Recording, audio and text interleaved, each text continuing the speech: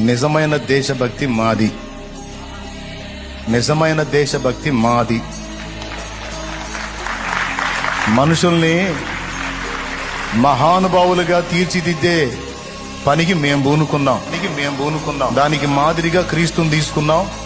ఆ క్రీస్తునే మిగిలిన సమాజానికి మాదిరిగా చూపిస్తున్నాం. క్రీస్తు తత్వాన్ని, ఆ ప్రేమ తత్వాన్ని మేము చూపిస్తున్నాం సమాజానికి మాదిరిగా.